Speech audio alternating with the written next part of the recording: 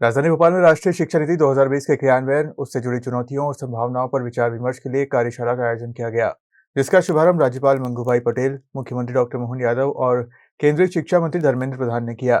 कार्यशाला को संबोधित करते हुए केंद्रीय शिक्षा मंत्री ने मध्य प्रदेश को राष्ट्रीय शिक्षा नीति के बेहतर क्रियान्वयन के लिए देश में अग्रणी राज्य बताया। मध्य प्रदेश में राष्ट्रीय शिक्षा नीति 2020 के क्रियान्वयन, उससे जुड़ी चुनौतियों और संभावनाओं पर विचार विमर्श के लिए रविवार को Kushabhau Thackeray international convention centre Bhopal में एक दिवसीय कार्यशाला आयोजित की गई, जिसके मुख्य अतिथि राज्यपाल मंगूभाई पटेल, अध्यक्षता मुख्यमंत्री डॉक्टर मोहन यादव ने की।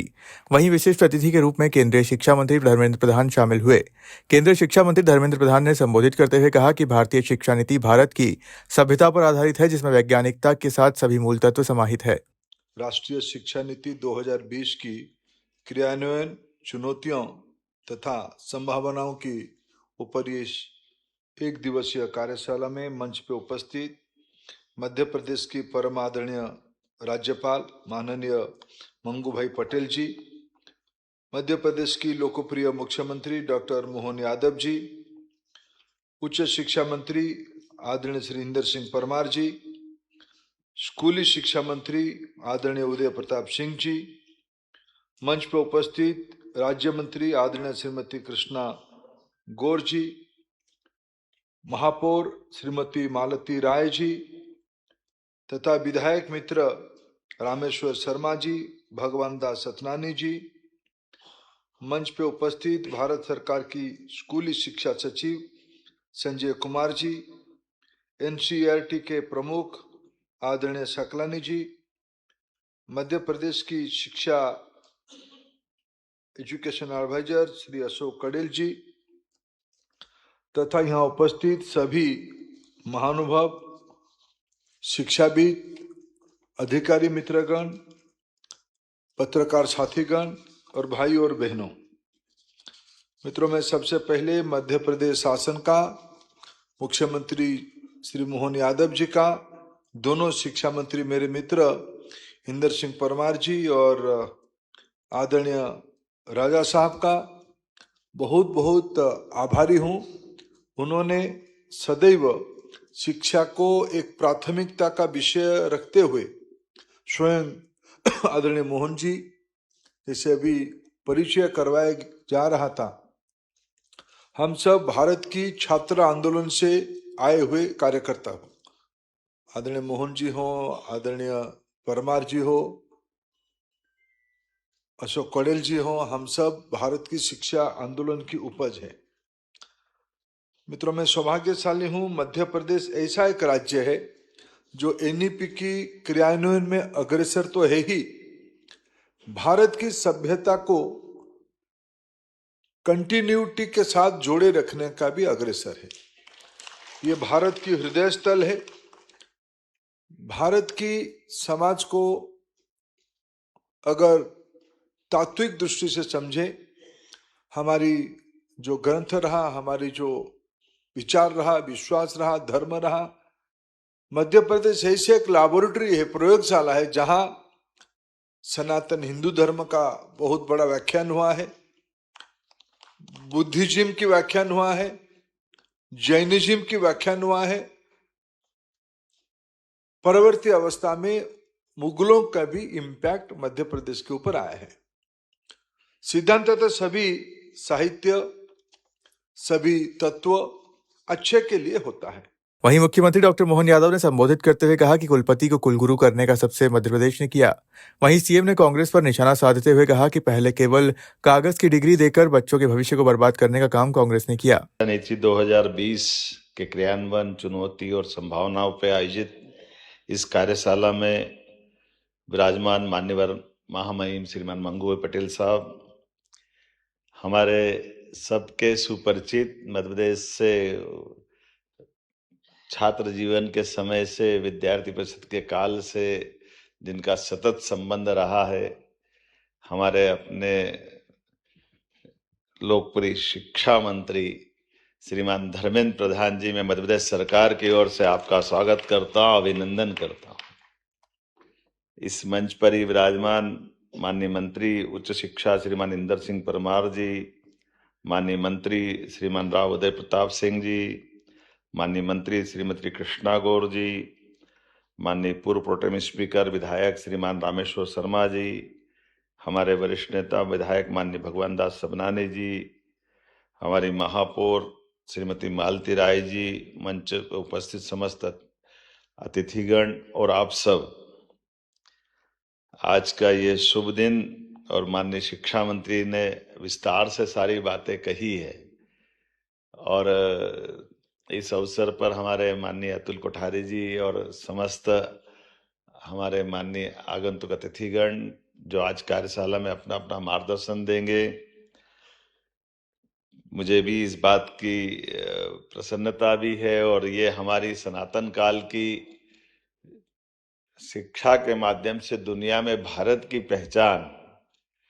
जब हम अपने वसुदेव कुटुंबकम के उस भाव की तरफ देखते हैं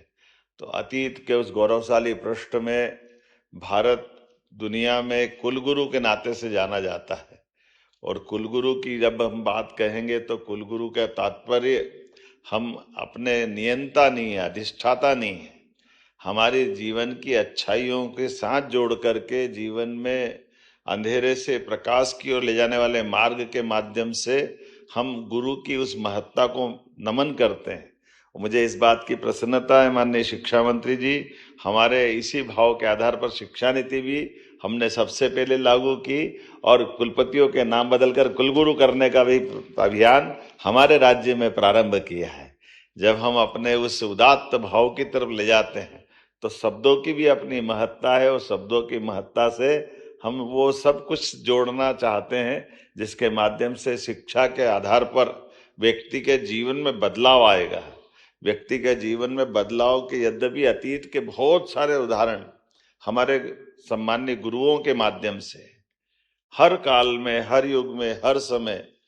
जब कभी किसी ने कोई बड़ा परिवर्तन किया है तो उस बड़े परिवर्तन के बदलाव में उसकी शिक्षा, उसके गुरुओं की बड़ी भूमिका है। भगवान राम के जीवन काल में भी हम अगर देखें तो भगवान राम और लक्ष्मण अपने राजमहल में हैं, लेकिन विश्वामित्र अगर आते हैं और विश्वामित्र महाराज दशरथ से अपनी कठिनाइयों में सेना नहीं मांगते, उनको स्वयं को भी नहीं मांगते, वो केवल भगवान राम और लक्ष्मण को मांगते हैं कि आपके राजकुमार दे दो, बगल के जंगल में ये भारी उत्पात राक्षस मारीच, सुबाहु, ये जो दूसरा का आतंक है उसमें केवल राम और लक्ष्मण। और ऐसे में भी जब महाराज दशरथ कहते कि मैं राम लक्ष्मण को दूं, मुझे बड़े कठिन भाव से देने की हाँ करूंगा तो मैं सेना दे देता हूँ, रथ दे देता हूँ, सारथी दे देता हूँ। उन्होंने कहा कुछ नहीं चाहिए, केवल आपके 2 बालक दे दो। और 2 बालक को जंगल के यथार्थ से परिचय कराते हुए हम अगर इसका विश्लेषण करें, यद्यपि ये धर्म के आधार पर हमारे सभी धर्माचार्य इसको अपने अच्छे ढंग से बात करेंगे, लेकिन कभी कल्पना करें कि विश्वामित्र जी भगवान राम और लक्ष्मण को अगर महल से मांग करके नहीं ले जाते तो हो सकता है रामायण के लिए और बाकी सारी बातों के लिए, लेकिन भगवान राम और लक्ष्मण ने जब अपने महल से कदम बाहर बढ़ाए तो उनके अंदर कॉन्फिडेंस भी आया, उनकी एक विराटता का आधार पर उनका जो दुनिया ने स्वरूप देखा है तो चुनौतियों से युवा मुकाबला भी करते हैं, मार्ग भी निकालते हैं। और उसी के बाद हमने सबने देखा कि वो तो मारीच सुबाहु से जंगल को मुक्त कराने ले गए, लेकिन उससे आगे बढ़ते हुए गुरु और आगे लेकर के जनक नंदनी स्वयंवर जहां हो रहा था वहां तक ले गए। और माता सीता के स्वयंवर की घटना हम सब जानते हैं कि उस दौर में जब दुनिया के सारे महारथी आए हुए थे स्वयंवर में, लेकिन उस स्वयंवर के इतने बड़े आयोजन में भी भगवान राम ने धनुष यज्ञ के माध्यम से न केवल अपने बल पराक्रम पुरुषार्थ का परिचय दिया, बल्कि माता सीता का वर्ण करके वह 2 भुज से चतुर्भुज होकर के एक नए रिकॉर्ड की तरफ बढ़े, नए प्रकार से दुनिया ने उनका परिचय पाया। और ये जो उनका कॉन्फिडेंस बढ़ा बात के परवर्ती काल में, वनवास काल में, वो सारी चीजों से तो तब तो वो महाशक्ति रावण से मुकाबला और उस प्रकार का जीवन अलग दिखा। और ये उनका नहीं, यही शिक्षा की महत्ता भगवान कृष्ण के काल में भी देखते हैं। जब कंस को मारने के बाद शिक्षा की महत्ता के बलबूते पर आचार्य सांदीपनि के आश्रम में आते हैं तो 64 कला, 14 विद्या, सभी वेद पुराण जिस प्रकार से भगवान का विराट रूप हम महाभारत के उस भीषण युद्ध में देखते हैं, उसमें आचार्य सांदीपनि का तो हमको परिचय होता है कि कोई अपने शिष्य को कहाँ से कहाँ ले जाते हैं। और ये उस काल में नहीं, ये आपने सही कहा कि IIT IIM वगैरह, तो मैं मान के चलता कि 2000 साल पहले भी जब विक्रमादित्य अपने शासन के सूत्र संभालते हैं तो चुनौती से तो मुकाबला हो गया, शकों को तो परास्त कर दिया, लेकिन शकों के परास्त करने के बाद सुशासन की बात जब करते हैं तो कहाँ से नवरत्न जुटाए, कश्मीर से। केंद्रीय शिक्षा मंत्री धर्मेंद्र प्रधान ने मीडिया से चर्चा करते हुए राष्ट्रीय शिक्षा नीति के बेहतर क्रियान्वयन के लिए मुख्यमंत्री डॉक्टर मोहन यादव, उच्च शिक्षा मंत्री इंदर सिंह परमार और स्कूल शिक्षा मंत्री को धन्यवाद दिया। मैं मध्य प्रदेश शासन को, विशेष करके मुख्यमंत्री श्री डॉक्टर मोहन यादव जी को, हमारे दोनों शिक्षा मंत्रियों को धन्यवाद देता हूँ। राष्ट्रीय शिक्षा नीति की इम्प्लीमेंटेशन में, क्रियान्वयन में ये 5th ईयर है, 5वीं साल है। Madhya Pradesh national education policy को क्रियान्वयन करने में अग्रणी राज्य रहा। प्रारंभिक दिनों में तुरंत इसको समझना, डिकोडिंग करना, उसकी जो अपेक्षा है उस हिसाब से खुद को बदलना मध्य प्रदेश ने आगे काम किया है। पिछले 4.5 साल में अनेकों अच्छे प्रयोग मध्य प्रदेश में हुई है, जिसकी प्रतिफलन भी धीरे धीरे आने लगा है। आने वाले दिनों में मध्य प्रदेश की जो युवा आबादी है, अभी मैंने एक तथ्य रखा, मध्य प्रदेश की अगर अनुमानिक आबादी लगभग 9 करोड़ है अभी की एक प्रोजेक्टेड रूप में, उसमें 25 साल की उम्र की आबादी लगभग आधे हैं।